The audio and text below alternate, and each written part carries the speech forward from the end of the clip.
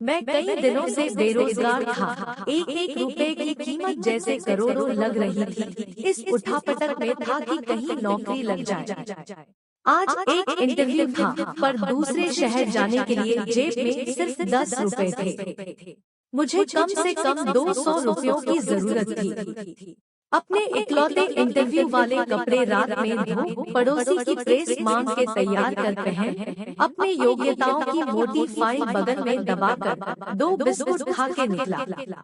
Lift ले, पैदल जैसे तैसे चिलचिलाती धूप में तरबतर।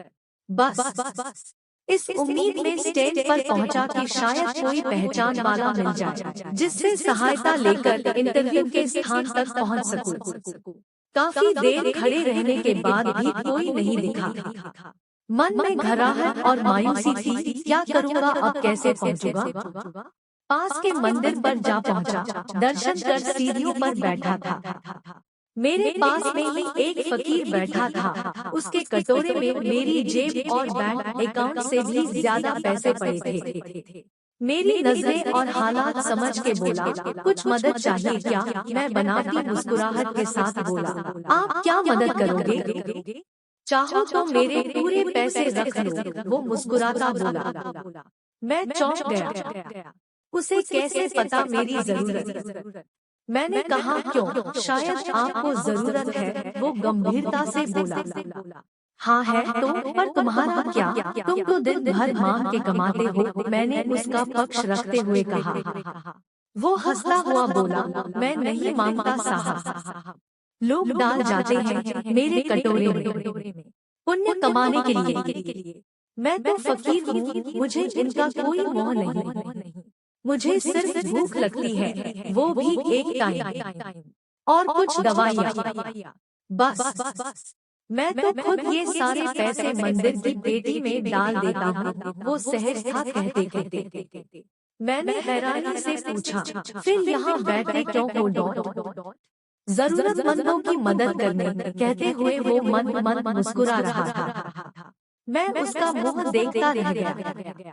उसने 200 रुपए मेरे हाथ पर रख दिए और बोला, जब हो तब लौटा देना। मैं उसका शुक्रिया जताता हुआ वहां से अपने गंतव्य तक पहुंचा। मेरा इंटरव्यू हुआ और सिलेक्शन भी। मैं खुशी खुशी वापस आया, सोचा उस फकीर को धन्यवाद दे दूं।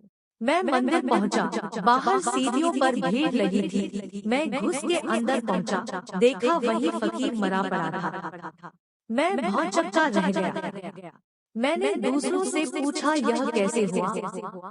पता चला वो किसी बीमारी से परेशान था, सिर्फ दवाइयों पर जिंदा था।